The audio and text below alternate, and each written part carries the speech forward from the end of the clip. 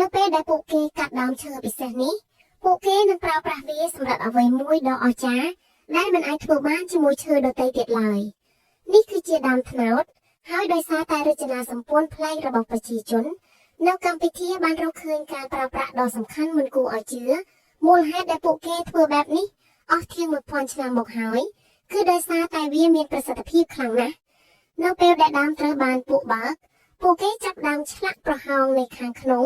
ដោយឆ្លាក់កាន់តែជ្រៅទៅចូលទៅក្នុងស្នូលរបស់វាទោះបីជាផ្នែកខាងក្នុងទុនក៏ដោយ